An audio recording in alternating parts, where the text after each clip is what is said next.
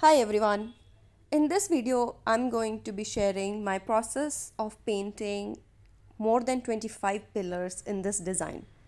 So the design looks very simple. So why am I exactly sharing this process with you? Because in this entire process, you're going to be learning lots of important key points.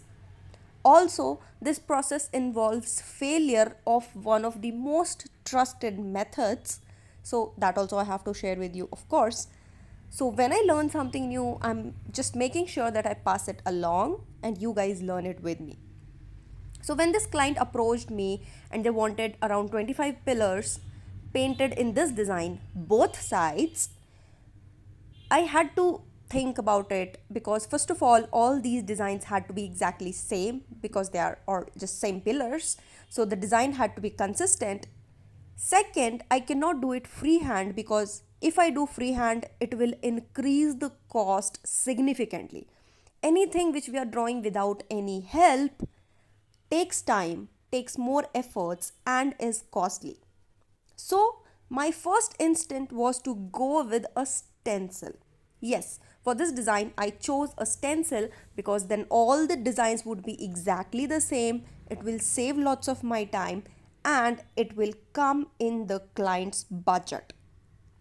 So, I went forward and I ordered a stencil from Amazon. As you can see, I have tried it once and I'll show you why this failed.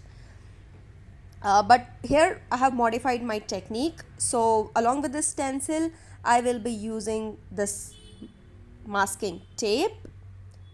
Super easy to use, very easy to tear. I don't have to carry my scissors all along. And for marking, I'm using these chalk. Very easily available on any of the stationery stores.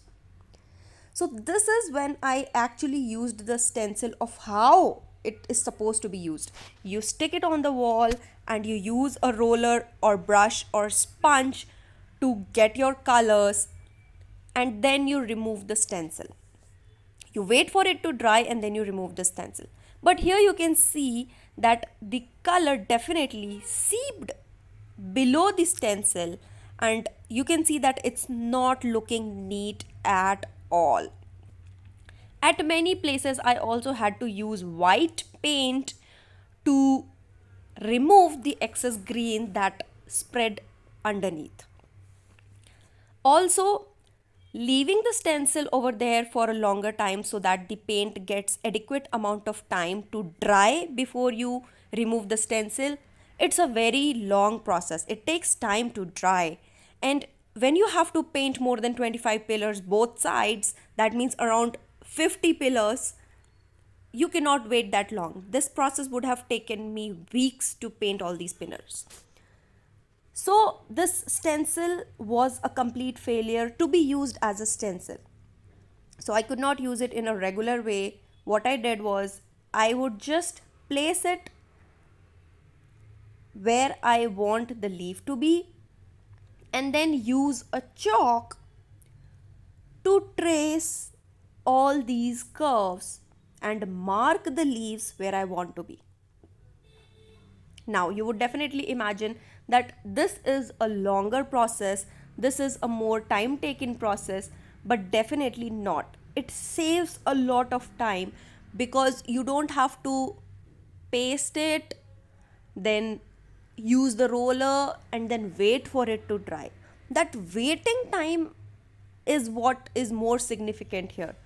But because I used this technique, I was actually able to paint all these 25 pillars in less than 3 hours. So, 25 pillars, that means both sides 50 pillars, 2 leaves each, 100 leaves I painted in less than 3 hours. Just because I ditched using the stencil in the conventional way and I started just tracing it out. I used it as just a normal stencil, I used it for my outline, and then I went ahead with painting it directly using a brush. So rather than going with a roller, rather than going to wait for it to dry, I simply used my brushes and my normal strokes. So the design is definitely the same. Of course, the size of the leaves were little bit here and there, and that is totally fine. Client was totally fine with that. They just wanted the exact design. So the leaves all looked the same. It's just instead of directly painting over the stencil, I painted it using my hand. And since I already have the curves in front of me, it's easier for me to know which leaf is how long. So it's not just random leaves, all these leaves were actually same because they were drawn using the stencil. Now let me show you the close up of this outline. So here is what we have just drawn. In the background you can see couple of pillars where I have already painted these leaves. You can see how neat this is. For the brush, I always carry all the brushes that I have because I'm not sure which brush I might use when. Also, it's always better to have extra brushes than to fall short of them. For this particular leaf, I'm going to be using a wide brush because they have more soft bristles and you can simply broaden or widen your leaves by applying a little bit of pressure, and I will show you that in the video as well, don't worry. So here is an outline and I will show you the painting process. Although from now here point this is very simple and I'm pretty sure you can make out this on your own as well, but since this video has to be a complete thing, I cannot make you miss out on any part. So these leaves I'm just showing you from this distance, but I will also show you the close up. So all these leaves had to be in two different shades of green, just two random shades of green. They were not really very particular about which shades, they just wanted different shades of green. These small surfaces like pillars, switchboards, these are actually very tricky. Why? Because they take more efforts, but when the client sees it, the overall surface area is very less and they think that it is a smaller artwork and it should cost really less. But that's not the case. For example, if you paint a switchboard, or if I paint a detailed artwork on this pillar, it is going to take longer time because it's a very small surface and it would require more precision. When you are working with very big walls, there is a scope of minor mistakes because overall, when somebody is looking at it, it won't be visible. But that is not the case in small surfaces. And if you choose intricate designs, that actually makes the entire process long. So for these surfaces, clients always have very small budget and you have to choose the design very carefully because it should not take a lot of your time and it should not go out of their budget. There are lots of designs that I had committed in my initial years, which I see and I think, oh, it's very easy. I can easily do it in 1 hour. I can easily do it in 2 hours. But that's not the case. That does not happen.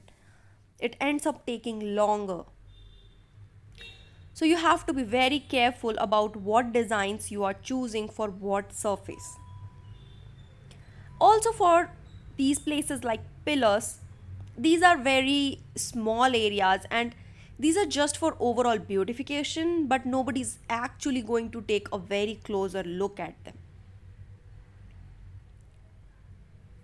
Now here you can see it hardly took me 2 to 3 minutes to complete this one leaf, and I'm just painting it slow because of this video. Otherwise, once you go in the flow, you can easily just keep swapping it, just keep moving across the curves. Your hands actually get used to the curves and the process gets a lot more faster. Notice how I'm always starting from the center part and then going towards the end. Towards the end, I'm always lifting my brush a little bit so that it gives a very light, faint effect, and that I will show you in the close up as well. So I'm just going in the direction of the leaves, starting from the midline towards the end.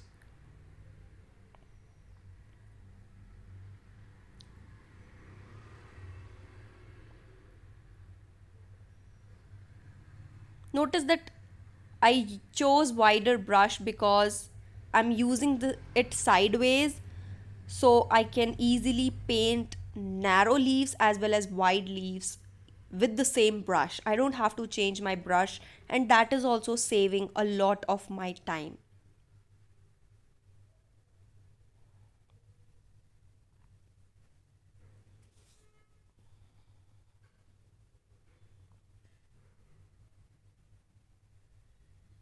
And here our leaf is complete.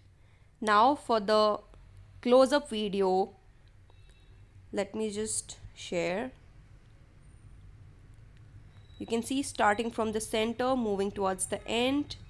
Towards the end, I'm always lifting my hand so that it gives a very faint, pointy look. And that is the effect I'm actually looking for. Notice how I'm pressing my leaves. I'm applying pressure so that it becomes wider and it gives me wider leaves.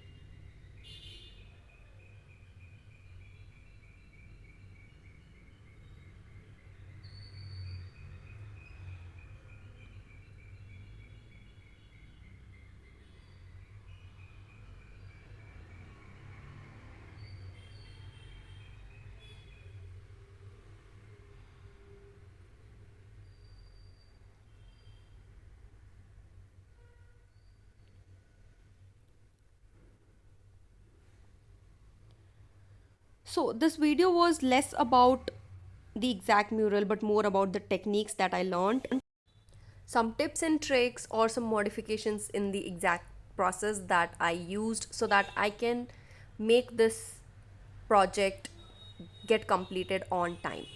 So there are lots of things you actually get to learn when you are painting murals, when you are working on different projects. Every project is a challenge and every project leads to learning something new. Every project is a great learning experience. So I would highly recommend you guys to go out and paint as many murals as you can. It can be your own home, it can be your friend's home, it can be your relative's home, or else if you are looking to make a career in mural painting, then you can enroll for how to earn as an artist course where I teach how to get clients or how I initially started as a mural artist.